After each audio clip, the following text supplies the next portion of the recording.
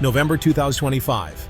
1 year since Donald Trump returned to the White House, and it feels like a decade's worth of headlines.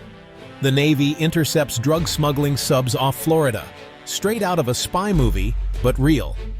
The administration calls it a major win, crediting ramped-up patrols. This is Trump's signature, creating moments that scramble the usual playbook. Even the Great American Bake Off became a White House challenge. New breads, only American wheat. Critics call it a stunt. Supporters see a boost for farmers. Love it or hate it, you can't look away. The show goes on. Beyond the spectacle, what did Trump's first year actually deliver? The administration touts a few big wins. First, foreign policy. The Pacific Prosperity Alliance, a new trade and security pact in Southeast Asia to counter China. Even critics offered cautious praise. Trump bypassed old frameworks to create something new, with his name on it. Supporters call it decisive leadership. Critics see it as showboating. On the home front, deregulation took center stage. Over 200 federal rules rolled back, especially in energy and manufacturing.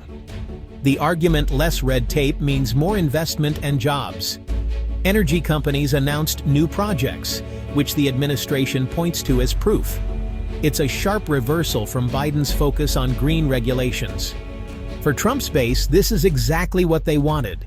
Government out of the way, market unleashed. Critics warn of long-term environmental and worker risks. But for businesses, it's relief. Two philosophies: Biden's regulations for climate and consumers, Trump's for growth and speed. The results? Still up for debate, but the contrast couldn't be clearer. Let's talk tariffs. Trump's boldest economic move this year. Instead of broad trade wars, he introduced precision tariffs, targeted duties on specific goods from strategic rivals, mainly China. 50% tariffs on Chinese drones, but German cars left alone. A surgical approach.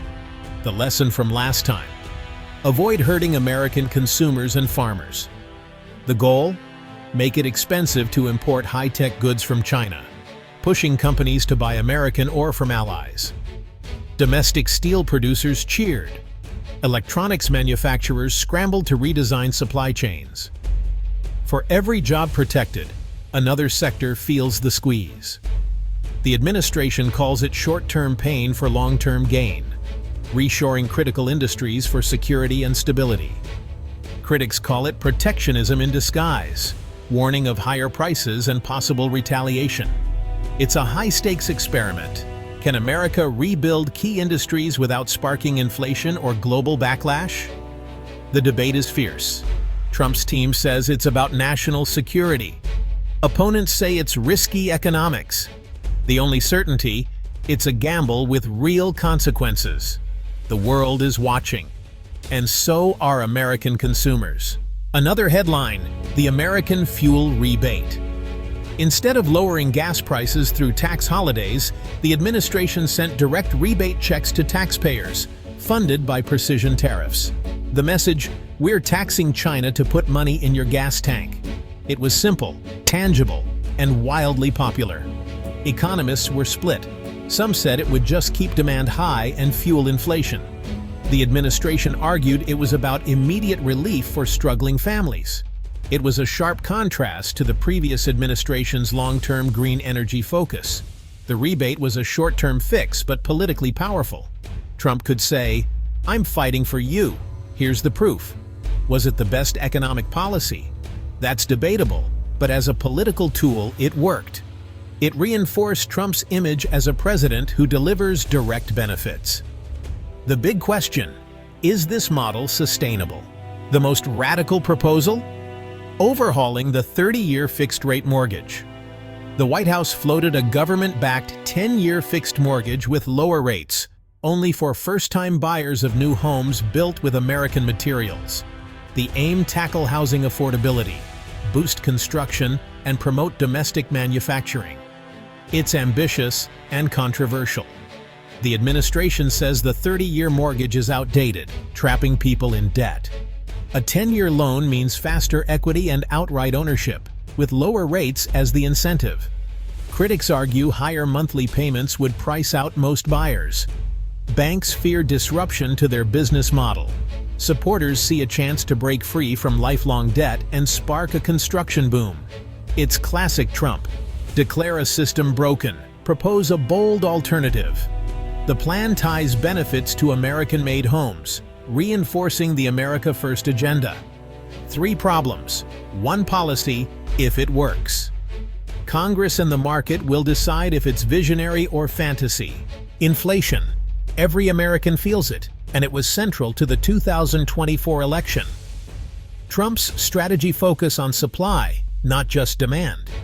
The administration blames inflation on excessive spending and broken supply chains. Their fix-cut government spending, deregulate, and use tariffs to boost domestic production.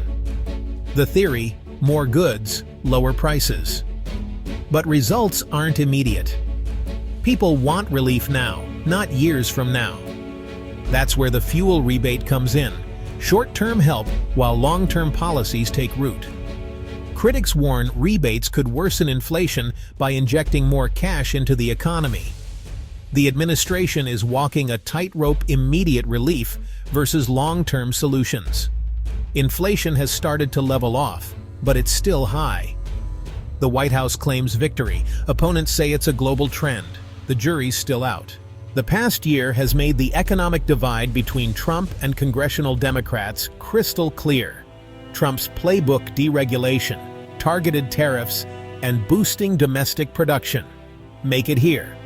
Democrats focus on social safety nets, green energy, and taxing the wealthy to fund public programs. Invest in our people and planet. It's a fundamental disagreement about government's role. Take the mortgage plan. Trump uses government backing to spur private construction. Democrats propose more direct aid and public housing. Both want to solve housing, but from opposite directions: market incentives versus government programs. This divide is everywhere, fueling gridlock in Congress. Trump pushes executive actions. Democrats block legislative efforts, citing environmental and equity concerns. It's not just policy, it's philosophy. 2 visions for America's future, clashing at every turn. The result, a year of bold moves and bitter standoffs. After a year of bold moves and economic experiments, where does America stand? If you're in a protected industry, you might call it a success. If you rely on global supply chains, maybe not. Real leadership means adapting, knowing when to change course, and uniting people behind a clear vision. The economic challenges aren't going away. Inflation may have cooled, but affordability is still a struggle. The debate over tariffs, mortgages, and government's role will continue. The real task is to look past the political theater and focus on what actually works. Maybe the answer is a mix: smart investments in new tech, plus cutting red tape. True leadership isn't about ideology, it's about results. As year 2 begins, the challenge is finding common ground to build a stronger, more resilient economy. The future depends on it.